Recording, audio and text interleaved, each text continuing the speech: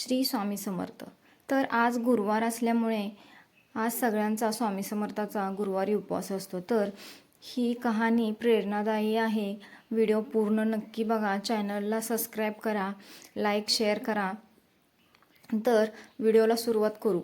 एक गाव होतं. तिथे भानू नावाचा एक गरीब निष्ठावान भक्त राहत होता. तो नेहमी स्वामी समर्थाचा जप करत असे.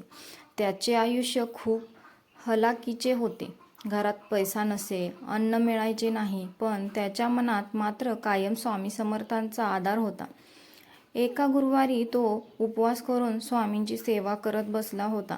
संध्याकाळी त्याने स्वामीच्या फोटोसमोर एक लहानसा दीप लावला, हार घातला आणि प्रेमाने म्हणाला, स्वामी, तुमच्यावर माझा पूर्ण विश्वास आहे.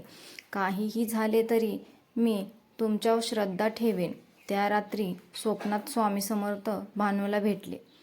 त्यांनी त्याला विचारले, बाळा, तुला काय हवे आहे? भानू म्हणाला, मला काही नको स्वामी, फक्त तुमचं दर्शन झालं हीच माझी संपत्ती आहे.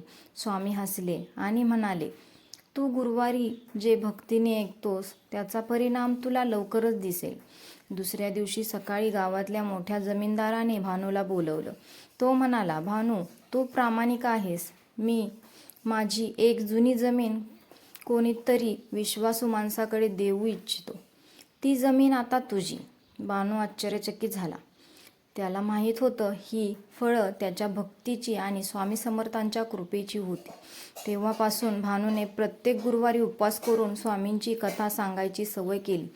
गावातील लोक त्याच्याकडे येऊन स्वामींच्या कृपेची अनुभूती घेऊ लागले. तर या कथेतून आपल्याला काय बोध मिळाले हे नक्की कमेंट करून सांगा.